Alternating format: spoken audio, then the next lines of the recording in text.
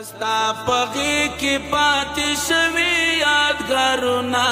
زر خپل مویې وازم خیسته خیسته وطن. د برېښنا نه ګونو حوزو او اړوند ولايتي واحدونو مسئولینو باندې د عوایدو راټولونې پر چټکتیا او ضایعاتو مخنېوي ټېنګار. د افغانستان برېښنا شرکت عمومي اجرایوي رئیس ډاکټر عبدالباري عمر ویډیو کانفرنس له لارې د برېښنا نه ګونو حوزو رئیسانو سره خبرې وکړې او هیواد کې د برېښنا او شبکې پراختیا اړتیا کچې لوړېدو ته په پام سره یې پر ټول ټینګار وکړو چې د پورونو راټولونې او ضایعاتو مخنیوي لپاره دې هڅې چټکې کړي. باید موږ تاسو کار وکړو، موږ تاسو باید کوشش وکړو، شپه ورځ په ځان باندې یو کو، بل خصوص په دغه وخت کې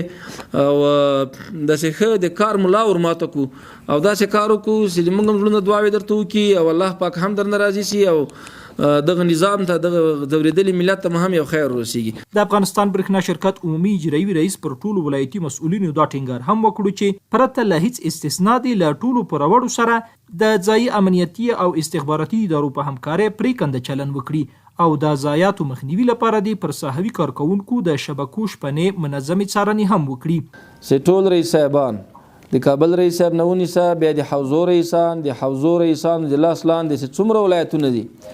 د وروره ټولو مکلفیت ده چې تجارتي او عملیاتي تخنیکي ضایعات د راکم کوي، په دې باندې کار وکړي. ښاغلي ډاکټر عمر ټول مسئولینو ته د ستونزو چټک حل سپارښتنې وکړي او یادونه یې وکړه چې نږدې راتلونکي کې به ولایتي سفرونه د چارو ارزونې په موخه پیل کړي.